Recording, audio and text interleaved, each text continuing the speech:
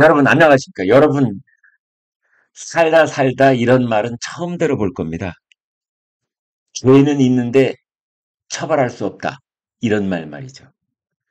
이런 말을 이재명 더불어민주당 대표가 어제 법정에서 이런 논리를 펼쳤습니다. 허위 사실을 공표한 건 맞다. 그렇지만 처벌받을 수는 없다. 이게 도대체 무슨 말입니까? 죄는 지었다. 그러나 나를 벌할 수는 없다. 죄야 벌. 어, 그런 얘기를 천연스럽게 한 겁니다.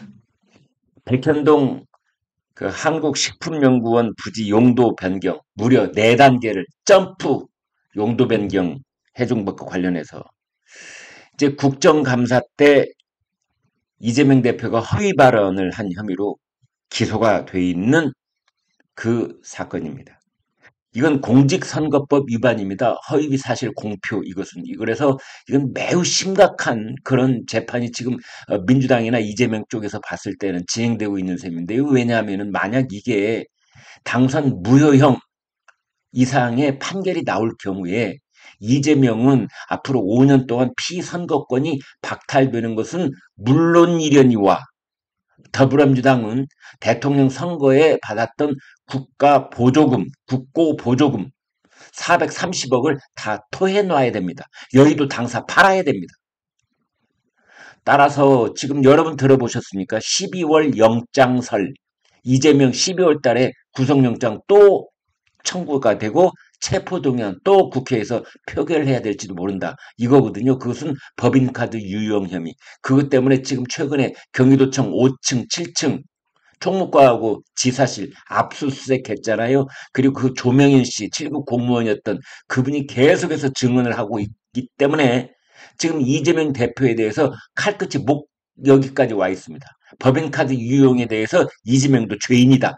이거죠.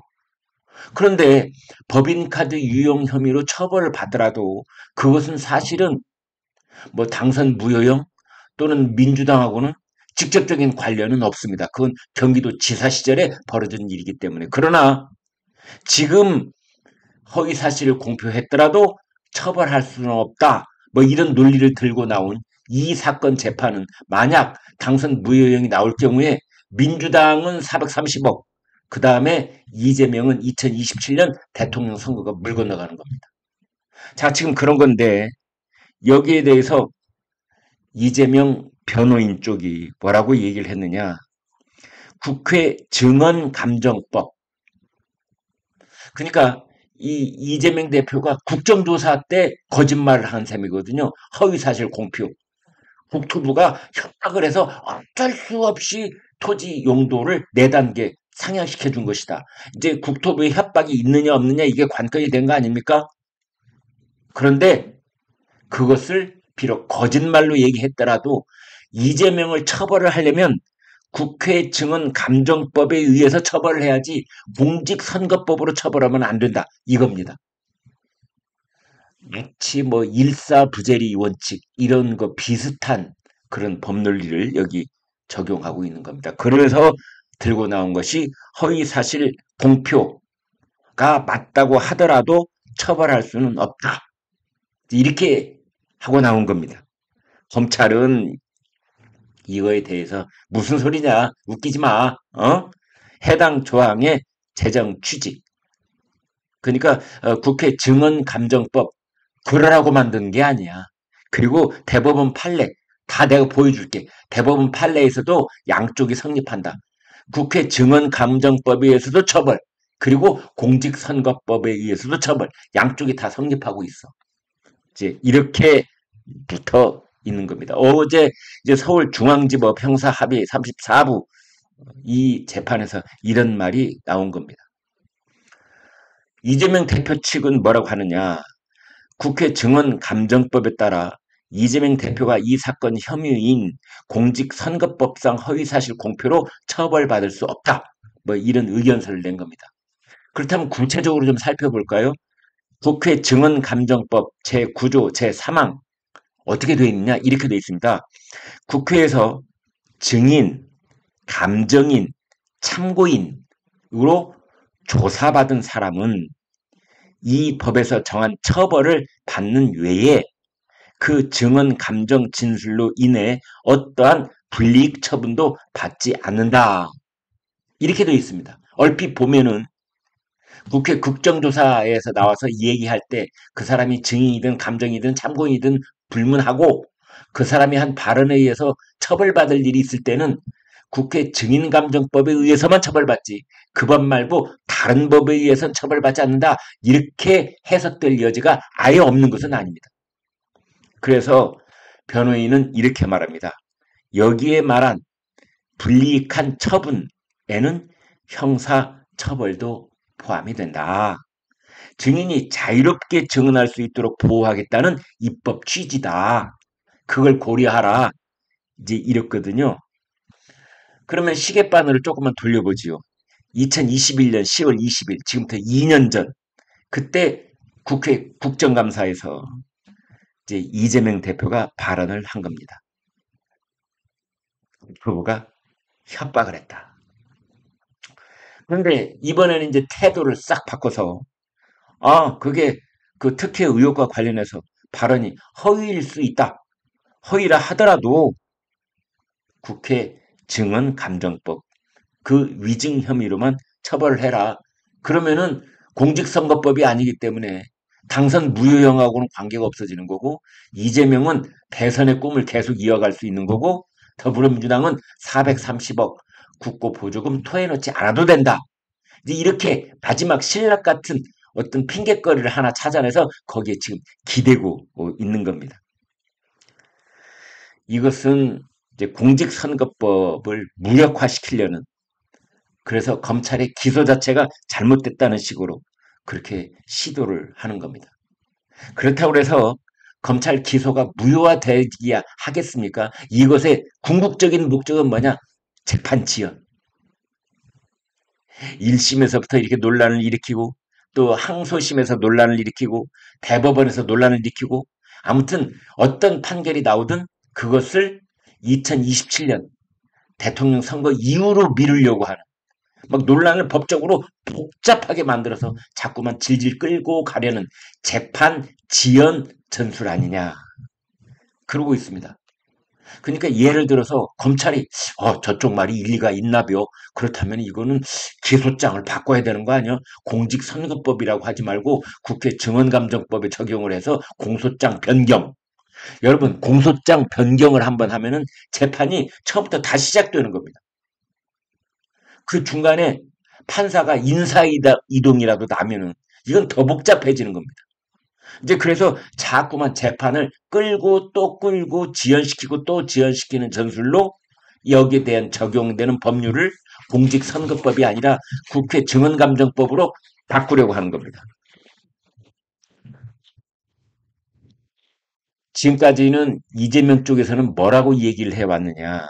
당시 발언은 실제로 있었던 정부 압박을 이재명 대표의 기억에 의해 표현한 것으로 허위사실이라 단정할 수 없다. 기억에 의해서 표현을 했다. 따라서 그 기억이 잘못된 것이지 기억과 배치되는 발언을 하는 그런 거짓말을 한 것은 아니다. 그러니까 그 당시에 이재명은 국정조사에서 정직했다. 자기 기억에는 그렇게 입력되어 있으니까. 이거 아주 비열한 논리인 겁니다. 기억이 잘못된 것이지 이재명이 거짓말한 게 아니다.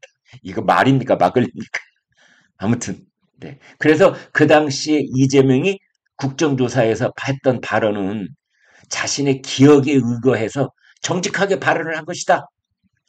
이랬는데 그게 재판부에 안 먹힐 것 같으니까 판사가 여보쇼 택도 없는 소리 마쇼 이제 이럴 것 같으니까 이걸 싹 바꿔갖고 국회 증언감정법에 의해서만 처벌을 해야 된다. 이렇게 들고 나온 겁니다. 지금까지는 허위가 아니었다 이렇게 취지로 방어막을 펴왔는데 증인들이 여러 명이 나오는 거예요. 그때 성남시에 있었던 그 직원들이 다 나오는 겁니다. 이재명 성남시장 밑에 있었던 직원들이 지금요 제가 아는 지인도요 어제 저한테 편지를 보내왔어요. 이재명에 관련된 추억 내가 다 얘기할 수 있다. 성남시하고 관련된 업무를 많이 했던 분이더라고요. 지금 이제 연세가 좀 되신 분인데 그때 내가 이재명 때문에 고통받았던 이재명 그 폐악질에 대해서 저한테 방송에 나와서 내가 다 증언할 테니 기회만 달라. 이런 분들이 있어요, 심지어. 아무튼 그건 별도로 하고. 자, 그래서 이제 이재명 측 변호인들이 이제 이 짜낸 아이디어가 이게 그 숱한 증인들이 나와서 이재명의 말은 다 거짓말이었다고 증언을 하고 있는 상황이니 자, 그걸로는 우리가 방어를 할 수 없으니 제2의 방법을 찾자 해서 찾아낸 것이 바로 이겁니다. 경찰은 뭐라고 했느냐? 여기에 대해서. 여보세요. 이 법은 말이죠. 증인의 자유로운 증언을 담보하려는 취지이지 범죄 행위를 부하려고 만든 그것을 치해 법권으로 만들려고 하는 것은 아니야. 그 지금 변호인들이 정말 마지막 골목, 막다른 골목에 몰리니까 별별 아이디어를 짜낸 것 같은데 그건 아니야. 있던 죄까지 없던 죄로 만들려고 국회 증인감정법을 만든 게 아니라고 이제 그러고 있습니다. 그래서 그것은 국회 국정조사에서 증인이 소신껏 발언을 하도록 해주자라는 취지인 것이지 거기서 벌어지는 허위사실 공표 이것을 보호하려고 만든 법은 아니다. 따라서 양립할 수 있다. 국회 증인감정법과 선거법은 공직선거법은 그렇게 이제 보고 있는 겁니다. 검찰 관계자 국회 증언감정법상 위증 혐의가 성립한다고 공직선거법 적용을 배제할 이유가 없으며 두 혐의는 구성 요건이 달라 양립할 수 있다. 그리고 이것은 다수의 판례도 이미 입증되어 있다. 지금 이렇게 말하고 있습니다. 지금 이런 재판이 벌어지면요. 성남시 당시에 이 토지 변경과 관련됐던 그 담당 직원들, 특히 도시계획과 직원, 이 사람들이 다 지금 증인으로 나오고 있어요. 이번에도 3명이나 증인으로 출석해서 모두 국토부의 협박은 없었다. 들은 적도 없다. 이렇게 증언을 하고 있는 겁니다. 자, 이렇게 이런 상황이 벌어져서 재판이 지금 속도지게 느린 속도로 되고 있는데 이번에 대법원장, 네, 조희대 대법원장 어제 국회에서 임명 동의안 드디어 통과가 됐죠. 이제 김명수 대법원 시대가 확실하게 공식적으로 마무리되고 조희대 대법원장 시대가 열렸습니다. 조희대 대법원장은 민생을 살리기 위한 가장 시급한 걸로 속행재판, 이 재판지연 없애는 것이 가장 시급한 문제다. 네, 지금 그렇게 다짐을 하고 있기 때문에 이재명 대표와 이재명 측 변호인들 더더군다나 지금 똥줄이 타고 있는 것 같습니다. 야, 대법원장 바뀌어가지고 이제 법원장 추천제 없앤다는 거 아니에요? 당장 법원장 추천제 없애가지고 재판에 속도를 내겠다. 지금 그러고 있습니다. 그러니까 이런 논리까지 들고 나온 것이 아닌가 이렇게 보여집니다. 네, 여러분 고맙습니다.